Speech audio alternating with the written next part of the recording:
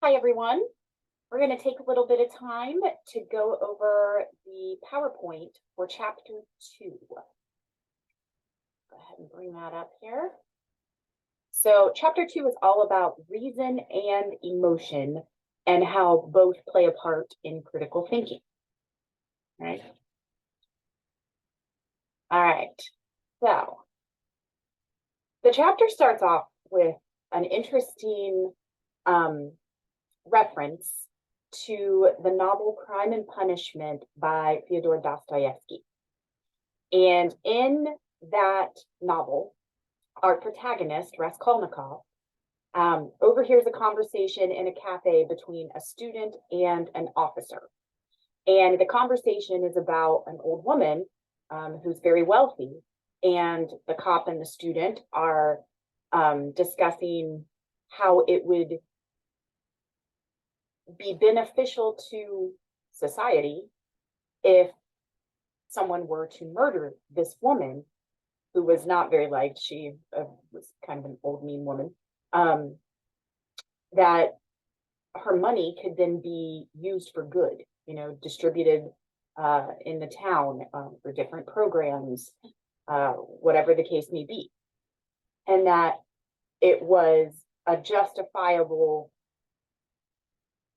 idea to sacrifice this unliked old woman for the benefit of all of the people that her money could help. So Raskolnikov overhears this conversation and he decides to kill the woman and claims that his reason for killing her was so the money could be redistributed to those in need. And the underlying idea here is that his actions are acceptable because it's acceptable to sacrifice one for the good of many. That killing one lady was a small sacrifice when you could consider how many people her money could help. Sorry, I thought I silenced that. There we go. All right, so his thought process and his action are completely devoid of emotion. He relies solely on his powers of reason to justify the murder. And isn't that what we are told to strive for? If you think about our culture in particular, aren't we encouraged to keep reason and emotion separated? Right? To keep our emotions out of our decision making? Interesting, right? So does that mean that we're supposed to agree that Raskolnikov's actions are acceptable and that he was justified in murdering the old woman? And he ends up murdering her sister too, because she was there. So as the novel progresses, though, he falls in love and he ends up feeling very guilty about what he had done, and he eventually confesses his crimes, which we would probably all likely agree was the right thing to do. I mean, I think we would all agree that it never should have happened in the first place. I'd like to think that we would all agree that that's the case.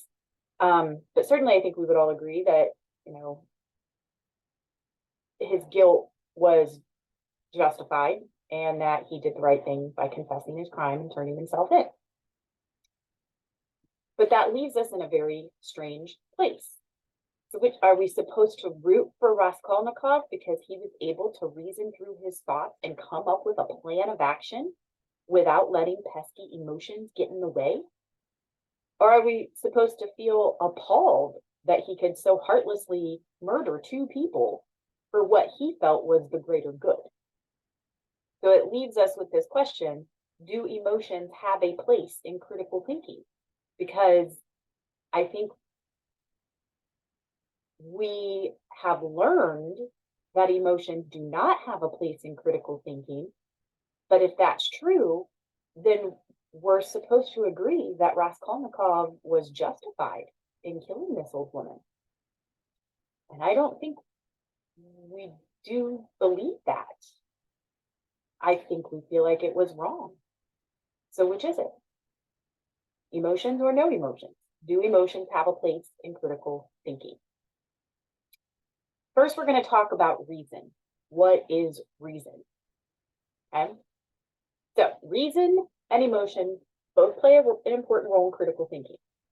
Reason is the process of supporting a claim or a conclusion based on evidence. It involves the disciplined use of intelligence and the application of rules for problem solving.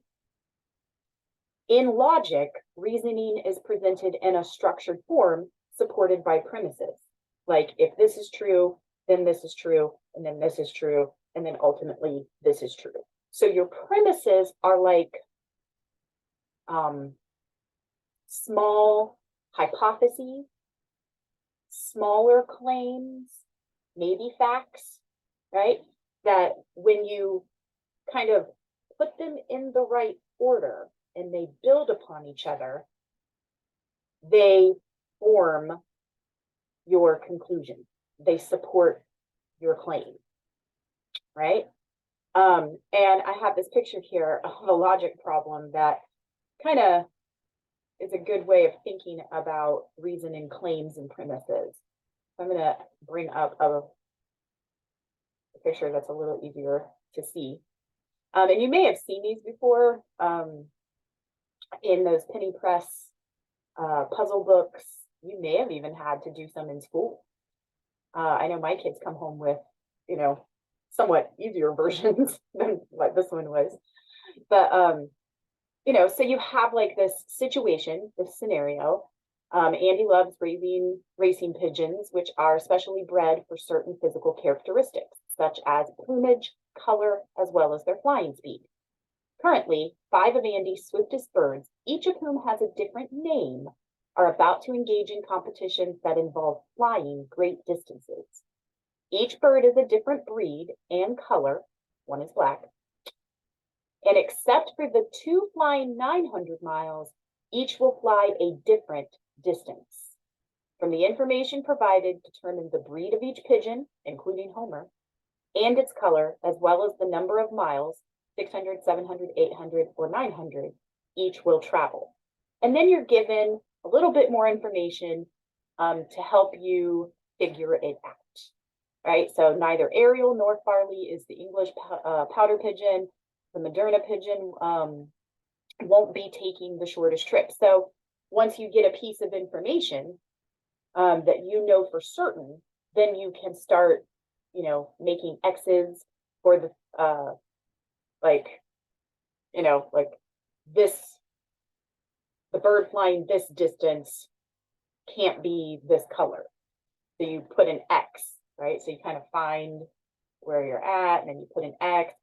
If you find any information in the clues that affirms something, you can come to that spot and put an O or something. But the idea is to reason through all of these premises to come to a conclusion. And you have to really think through it. And you also have to realize that you're not just given the information in these exact sentences. These exact sentences will also allow you to deduce other things about these birds, right?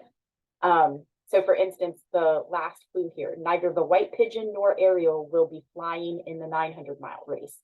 So we could just, white pigeon, 900-mile, put an X, because we know the white pigeon isn't going 900 miles. We could find Ariel. Ariel, 900 miles, put an X, because we know Ariel's not going 900 miles. But we're also able to deduce something else from that sentence, which is that Ariel isn't white. She's not the white pigeon, right? So we could go Ariel, white, and put an X there as well. So it's using the information that's provided to reason through the evidence, build premises to form a conclusion. That's reason and logic, a very important component of critical thinking, right? Let's go back to our slides. So going more into reason, what's interesting is that when we are given a problem and the context is something that we are familiar with, we can reason through it fairly easily. So imagine you are shown 4 people and told to test the rule that a person must be over the age of 21 to drink beer. We're familiar with that law, right? That rule. Okay. One person is drinking Coke, the second is drinking beer, the third is 23 years old, and the fourth is 15 years old. Whom must you check, either what they are drinking or what age they are, to ensure that the rule is being followed? All right, well, our first person is drinking Coke. So do we need to check their age? No, because they're not drinking beer anyway, so it doesn't matter. They could be 15, they could be 35. Doesn't matter, they're drinking Coke. The second is drinking beer. Okay, we know they're drinking the beer. We know they have to be 21 to drink the beer, but we don't know if they're 21. So we would want to question that person. The third is 23 years old.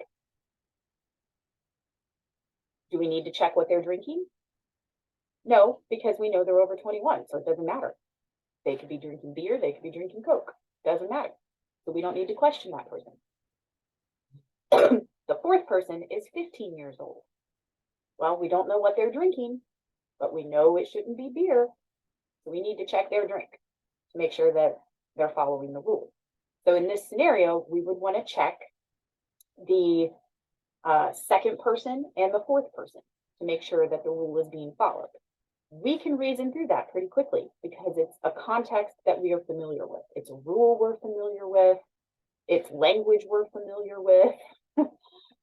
So we don't have as many problems with that.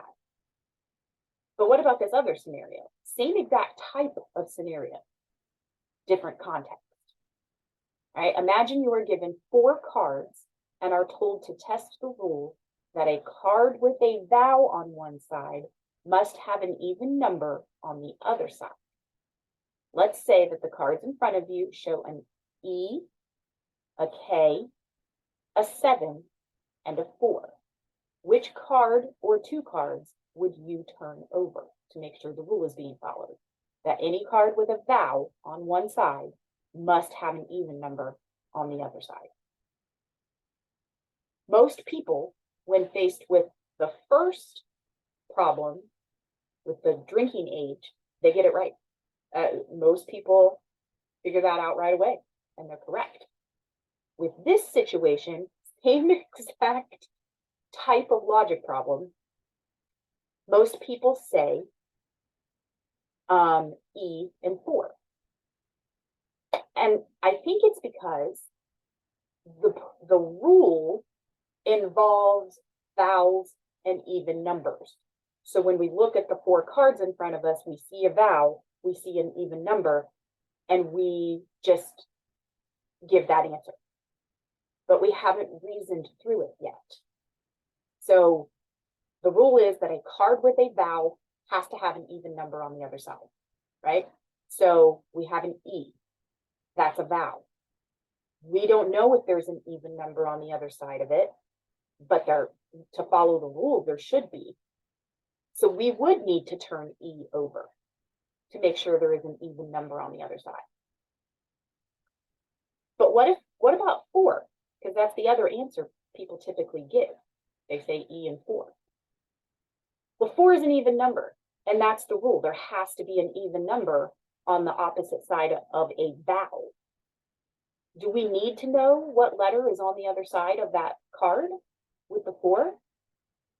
No, because it doesn't, the rule doesn't say that it has to go both ways, that a vowel has to have an even number and an even number has to have a vowel.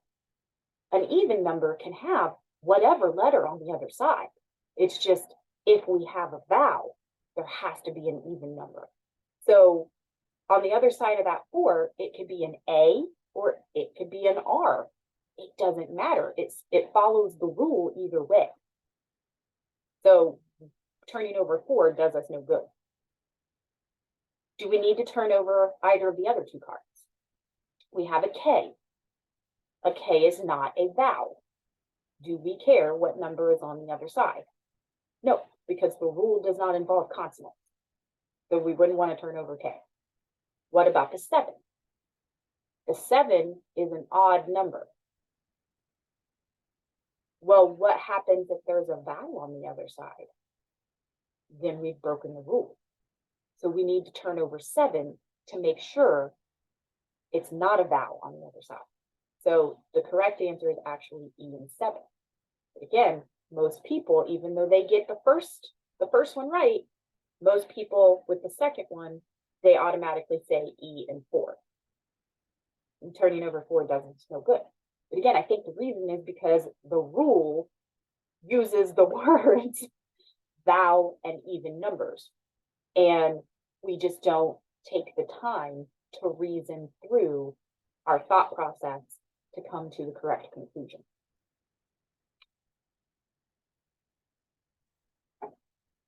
Another component to be aware of with reason is that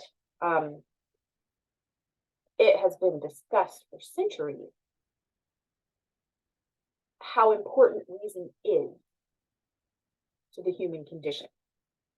And Plato, way back in ancient Greece, Plato, crazy that he's from ancient Greece, and still so much of our ideas on philosophy and morality and logic and reason date back to his ideas. But he believed that the human soul was divided into one rational part and 2 non-rational parts. And the 2 non-rational parts are made up of our emotions and our physical cravings, like food and sex. Right? We are at our best when all 3 parts are in harmony, but the rational side is the one that is the leader. So our non-rational parts are an important component of our makeup, right? But ultimately, our reason, the rational side, is the one that should sort of be in charge. And he uses an analogy of a chariot, right? So like the rational side of us is the charioteer. And then our 2 non-rational sides are like up in the chariot. So reason is leading the way. But, you know, the passengers are an essential part of us, right? Then came St. Thomas Aquinas, and for centuries, Western scholars kind of based a lot of their work and ideas on his work. He accepted the view that humans were a special creation infused with the divine spark of rationality, and that God is the perfect rational being. And since we are created in his image, humans are a special creation. It's what our reason, our rational nature is what sets us apart from all the other beings on the planet. And it's all because we have the divine spark of rationality, that it comes from God. He is the perfect rational being. We were created in his image. Therefore, we are rational beings, and we are the only rational beings on the planet. Makes us special. And that was a prevailing belief for centuries, and maybe even still today somewhat. In the 19th century, though, Charles Darwin was like, I don't think that's right. I really don't think humans are the only ones capable of reason. You know, he rejected the anthropocentric, okay, from last week, the anthropocentric view of a divinely ordered chain of being with God at the top. And this is the chain of being over here, the picture over here. So God was the perfect rational being, right? Angels and demons came next because they're up there in the spiritual world with God, right? Then man, then animals, then plants, then minerals, right? And the reason that, you know, we're here, again, these 3 beings at the top, they don't even exist on Earth, right? So man, you know, he's at the top of the totem pole in terms of everything that exists on our planet. Darwin's like, nope. I'm pretty sure that our ability to reason is simply an evolutionary adaptation, right? And that we're probably not the only beings that have evolved that aspect. Other animals probably have as well through the struggle for survival of the fittest. There came a point in our evolutionary process where reason and rationality were required to evolve and continue existing, right? In the 20th century, reason gets aligned with science. And that is also kind of where we're at today, in large part. And it's funny because the basic assumption of science is that the world outside us, like the world outside our brains, cannot be proven using reason. But yet, it is reasonable for us to believe that the world outside us does indeed exist. But that's what science is using as much evidence as possible to learn about, to figure out, and to prove that what I see when I look around me is the same as what you see. That I have not created a reality of my own, that there is a uniform reality out there outside of each of us. That's what science seeks to prove. But scientists admit that there's no real way to do it. We come as close as we can. There's no way to prove it through reason only.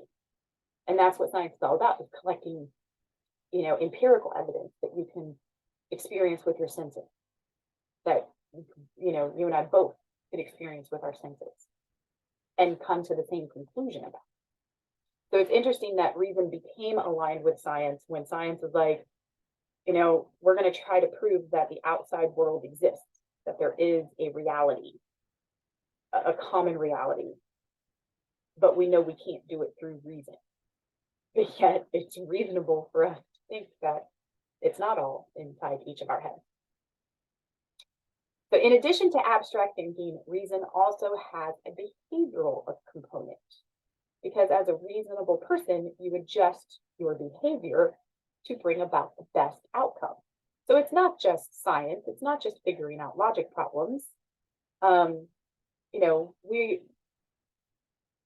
It's not in the abstract only. We use reason on a daily basis, and it affects our behavior, right? We make decisions and choose plans of action for the best outcome based on reason, because we are a reasonable person, right? So reason contains a number of important components and strategies. They include the ability to engage in that abstract thinking and behavioral modification. So you need the abstract thinking, that is definitely part of reason, but then there's also the behavioral component. Reason also involves the embrace of different cognitive strategies, such as inductive reasoning, deductive reasoning, generalization, and even the imagination, right? It's important in spatial temporal problem solving in fields like math and engineering and architecture. And spatial temporal reasoning is when you can sort of visualize and move objects in space in your mind. So it's kind of like when you're going on a trip and you're going by car and you have to, or maybe like you're moving and you're using a U-Haul. So actually a better example. And you have to figure out how to load the U-Haul the best way. And if you have really good spatial temporal reasoning skills, you can visualize it in your head, and you can kind of move all of the objects that are going into the truck, and you can kind of manipulate them within your mind to, and move them in different places to figure out the best way to load the truck. That's spatial temporal. The big part of reasoning. And you can actually strengthen that skill, because I know I'm not the best at it. That's not one of my strong suits. Well, loading the truck, I could probably come pretty close to being okay at, but definitely other contexts and scenarios where spatial temporal reasoning will play a big role that I probably wouldn't be that great at. But you can strengthen those skills, just like you can any of your critical thinking skills. And a great example of someone who became quite renowned due to their spatial temporal reasoning is Temple Grandin. So they're a very high functioning person on the autism spectrum with what was called Asperger's syndrome. They don't really use that label anymore. They're a leading expert in designing livestock handling facilities. She's able to visualize herself as the animal going through one of her systems that she's designed. So in her imagination, she walks around through the structure. She flies over it in a helicopter to see the aerial view of it. So she's able, she's able to anticipate and correct for possible problems as she visualizes it. And her designs are revolutionary. She has really, she transformed the livestock, business. Because her structures for moving livestock, they interact with animals in a very natural way so that they can, be directed where they need to go in a very calm and humane manner. But she does it pretty much all in her mind. She is able to really, truly visualize these structures and how the animals will maneuver through them. Great example of spatial temporal reasoning. Another interesting thing that the textbook brings up that I wanted to include in this PowerPoint is how much video games can actually help with critical thinking skills and spatial temporal reasoning. I think we've all known for a while that playing video games can improve hand-eye coordination, but it also helps with spatial temporal reasoning, systems thinking, and problem solving, because your mind runs through like simulations that prepare you for what to do next in the game. And research has actually shown that surgeons who play video games for 3 or more hours a week made 37% fewer surgical errors. So perhaps there's a correlation there. That's not evidence. That one statistic is not evidence that playing the video games leads to fewer surgical errors, but there seems to be a correlation, and it's worth further study probably. And white-collar professionals who play video games, they're more confident, they're better at problem solving. And then there are even some groups like the military, the American Cancer Society, they use video games as instructional tools. So obviously there are some, negative components that go along with video gaming, but I think it's easy to forget that, video games can be super useful when it comes to critical thinking skills. Maybe my boys will grow up to have fantastic critical thinking skills. So reason has traditionally been linked with males in Western thought. Beginning with Aristotle, Western thought has generally put men in the realm of reason and logic and women in the realm of nature and emotion.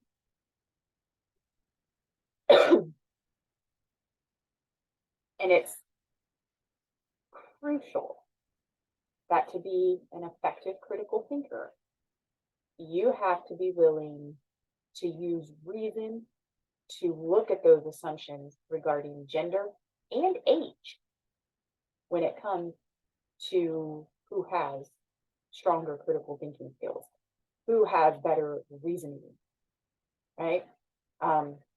We don't want to fall into that trap where we assume that men are, they rule the realm of reason and women rule the realm of emotion.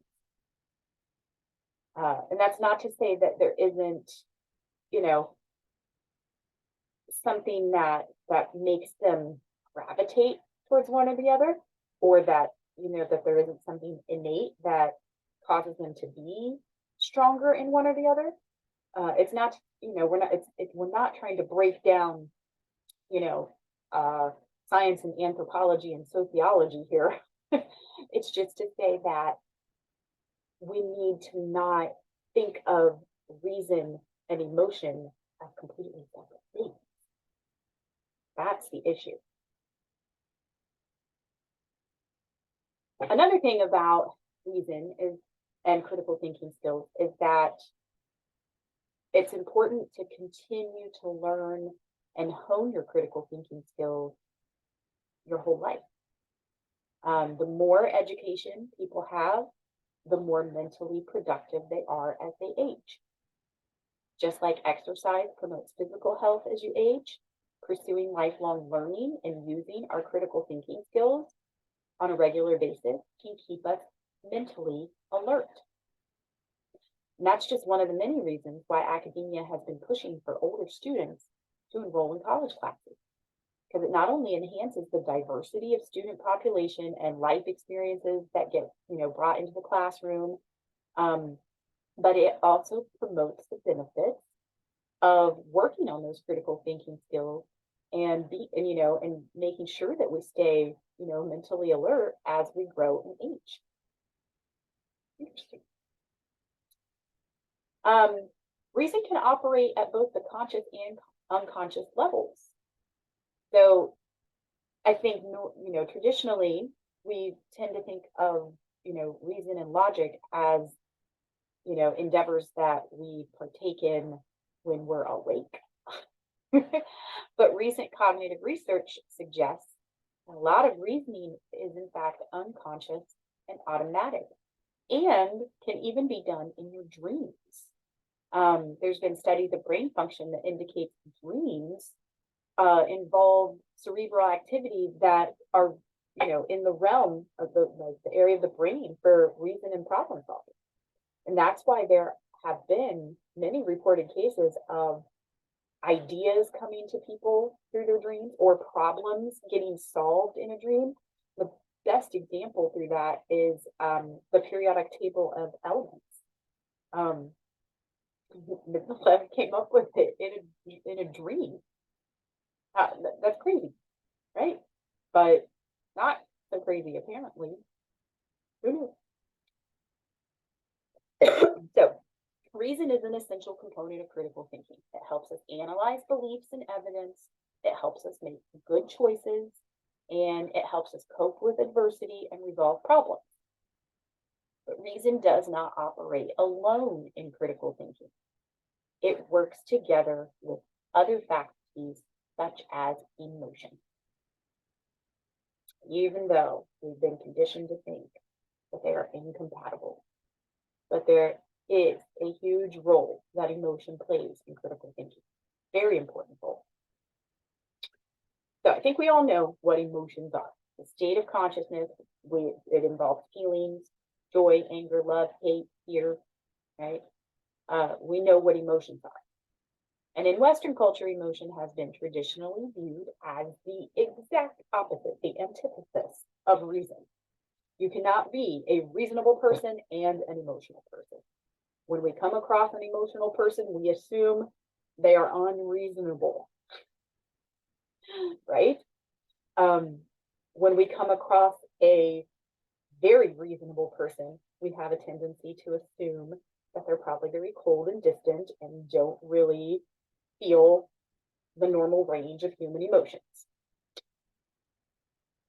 But there are other cultures out there that emphasize the importance of positive emotion in critical thinking skills. So if you go to other parts of the world and you see that, these people exist in a culture where that dichotomy doesn't exist, where reason and emotion can coexist and actually work together, it should make us realize that our view of it, what we've been ingrained with, probably isn't accurate, that we need to not see them as two separate things.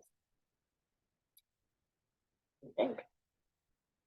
Now, Obviously, I've already established that emotion is very much a part of critical thinking. So you need to, it's really, emotion helps get us started. It often gets the train rolling when it comes to reasoning and critical thinking skills and problem solving.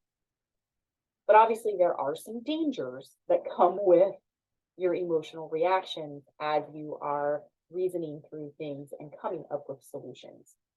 So, emotions are an important element of critical thinking, but you also do have to be aware of how they can act as barriers to critical thinking, right? So, good example here of how emotions can play a positive role in critical thinking. Thinking about Rosa Parks. Hopefully, we all know who Rosa Parks is. Hopefully, we all know her story. For the love of all things holy, if you don't know the details of her story, look them up. December 1st, 1955, she refuses to give up her seat to a white man on a segregated bus. This sparked the bus boycott of the civil rights movement, right? And so we know sort of the effects of her decision, right? We know that it was a pivotal moment in the civil rights movement. We know that Martin Luther King Jr. ended up in jail due to the bus boycott, right? We know she sparked it. We know the boycott itself was a big deal. We know how it fits into the overall story of the civil rights era. But did you ever really stop to think about the ways in which her actions illustrates the importance of emotion in critical thinking? What do you think she was feeling on that bus? What do you think she had been feeling before she got on the bus that day?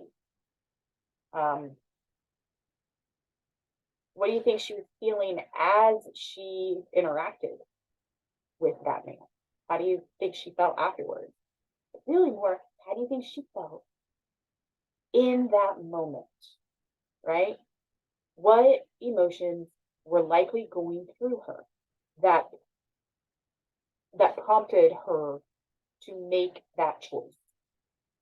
What emotions could have been going through her that could have prompted her to make a different choice? That's also an important thing to ask. But emotions have a lot to do with this. Anger first, right? And that had been, building. Not like, boom, she was suddenly angry that day on the bus because she was asked to give up her seat or told to give up her seat. That wasn't the first time it happened. It wasn't a new thing. And then all of the other discriminatory practices, anger. So in this case, anger, or at least a certain amount of anger, prompted an action.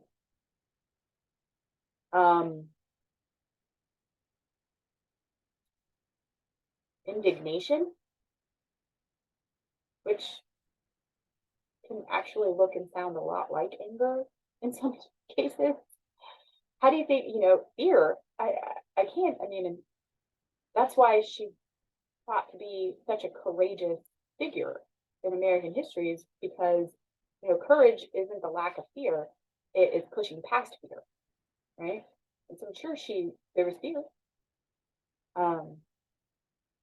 But, strength, right?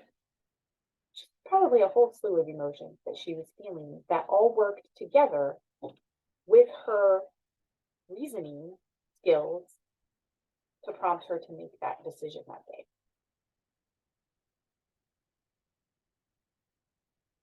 So if we're going to talk about how emotions play a role in critical thinking, we have to talk about emotional intelligence. So emotional intelligence is the ability to perceive, appraise or analyze, right? Express and regulate emotion And it's positively related to abstract reasoning ability, right? Emotional intelligence is, again, it's being able to pick up on someone else's emotions and understand why they're feeling that way. Not necessarily empathy, not quite empathizing with them. It's just recognizing, right? Evaluating that emotional response, expressing your own emotional responses, and regulating your emotions, right? It plays a key role in critical thinking. Emotions like moral indignation, empathy, love, happiness, even guilt can have a positive effect on our reasoning by influencing us to make better decisions. If you think about it, empathy, being able to put ourselves in someone else's situation, being able to, imagine what it must be like to go through what they're going through. Empathy, it can alert us to oppression. It can make us better listeners and communicators. It can, and being empathetic then allows us to be more flexible and open to other perspectives. And then we're more willing to help. We're more willing to formulate plans of action and, responses and, try to solve problems. A happy person, an optimistic person, is more likely to believe that a problem can be resolved. So they will try. Guilt can prompt us to correct past mistakes. Also important, right? So reason alone doesn't allow these things to happen. You need the emotional component in critical thinking to let us know that something needs to be fixed, that there's a problem, that we need to make amends, that we need to take responsibility, whatever the case may be. The emotions have to be there. Reason alone won't do it. Right? But emotions can also work against critical thinking. And I'm sure you can probably think of all different types of ways in which emotions can get in the way. Right? So any kind of emotion that's based on negative stereotypes, that's going to be a barrier to critical thinking. Any type of anxiety, stemming from some sort of past experience like anger or fear of abandonment, any type of anxiety, that's going to hinder critical thinking, right? People who are fearful, that emotion, fear, people who are fearful are more likely to give in, to be persuaded. They're also more likely to deny that a problem even exists. They're too afraid to talk about it or admit it. Anger is obviously one of the emotions that can get in the way. A healthy amount of anger can be good, but too much anger or anger directed in the wrong spot is going to be a hindrance. We're also very vulnerable to emotional appeals. Emotional appeals, they play on our emotions to get us to do something, to get us to believe something, to get us to buy something, right? Like, emotional appeals are used a lot in advertising and politics, for sure. And, we can be vulnerable to that if we let our emotions take control too much, right? Most of the and those types of emotional appeals in advertising and politics, there's usually no evidence involved in trying to persuade or convince us of something, and there's no good solid line of reasoning. So but we kind of forget our critical thinking skills when we encounter those emotional appeals. And so, you know, you do have to keep a check on your emotions. Because it's not, we're not trying to say that emotions are more important than reason and logic. They are equally important, but you know, you have to make sure that you're not swinging, the pendulum's not swinging the other way. Right? What if we aimed for integrating reason and emotion? Right? What if you know, we could use reason and emotion as like a double-pronged tool for critical thinking? Right? Emotions alert us to problems and other people's perspectives. Emotion motivates action and problem resolution. So our emotions, in conjunction with reason, allow us to make better informed decisions. That's what we should strive for.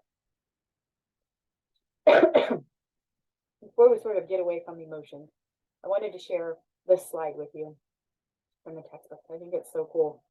Called the Mozart effect, right? Just kind of showing how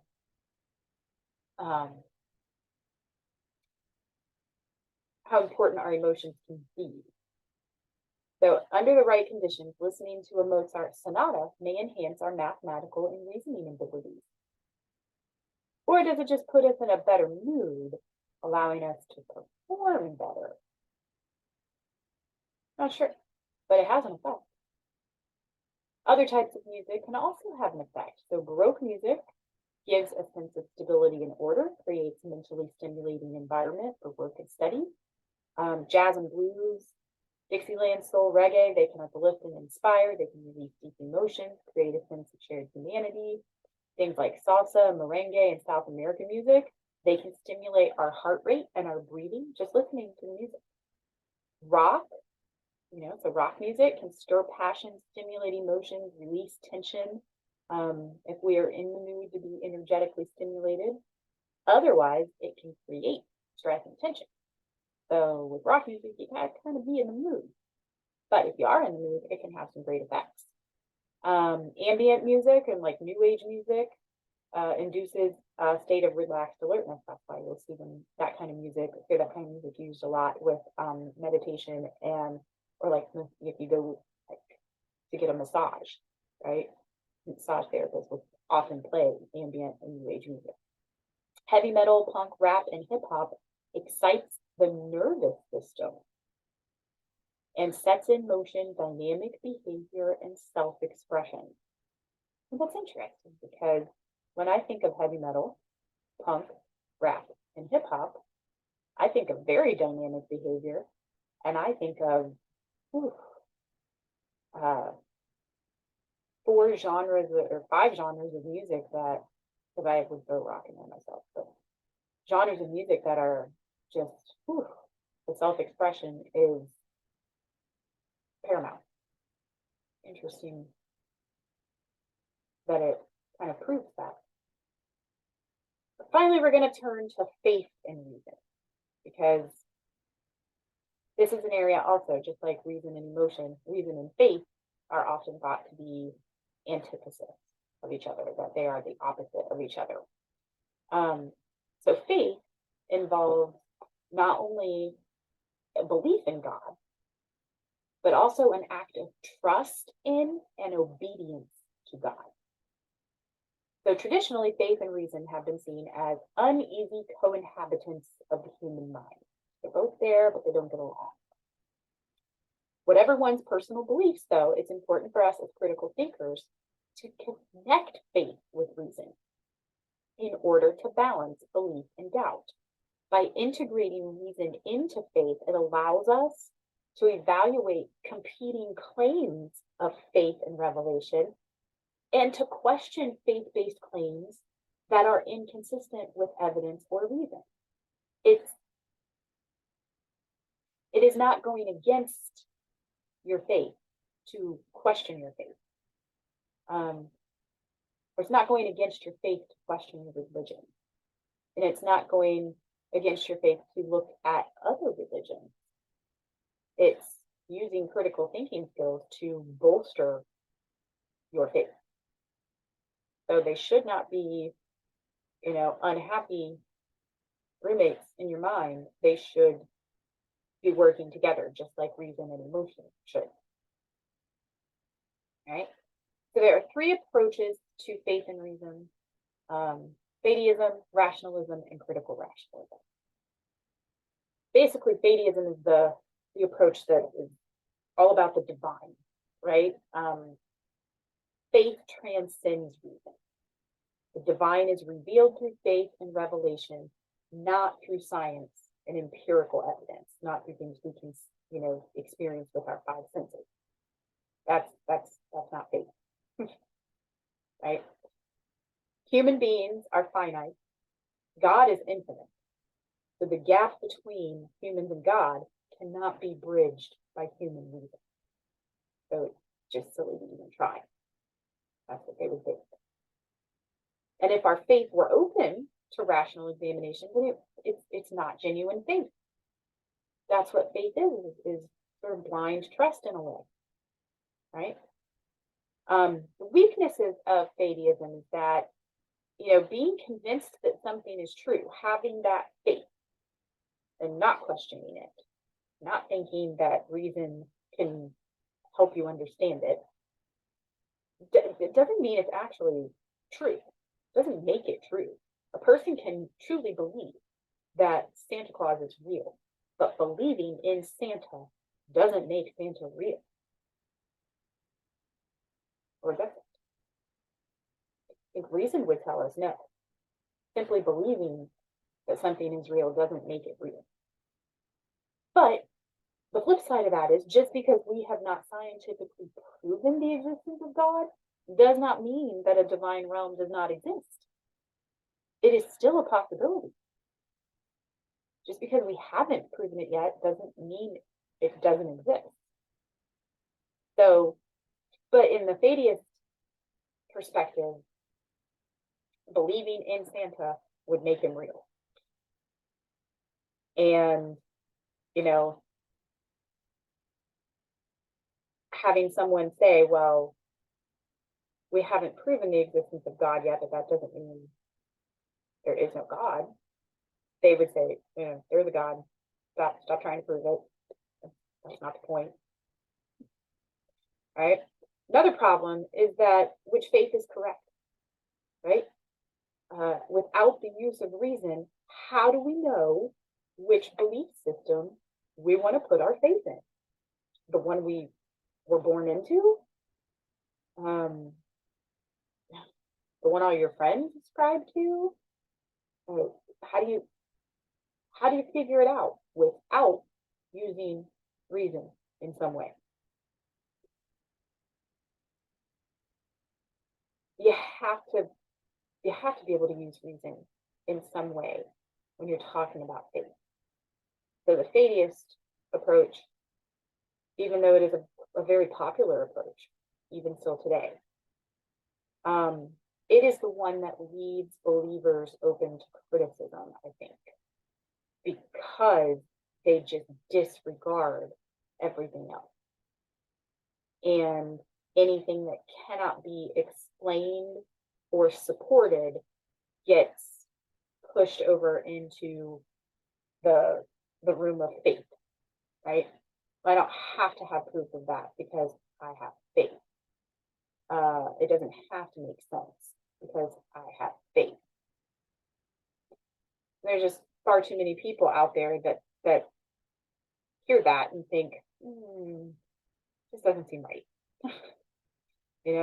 Or I don't need to learn about any other religion because I have faith in my God. I know my God is the God. How do you know? How do you know? Have you learned about these other gods? Do you know anything about them? How do you know you're right and everybody else is wrong? Big criticism of believers. What they kind of leave themselves open for, because there's ways to have faith and still use reason. right?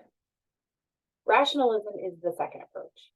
So rationalism argues that religious beliefs should be consistent with reason and evidence. So if a religious claim conflicts with evidence, then we have a good reason to be suspicious of it. Rationalists accept the existence of God.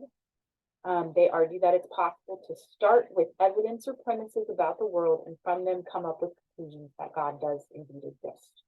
And that those conclusions would be something that any rational person would accept. If there's a conflict between the two, it is always the failing of science, though, not religion.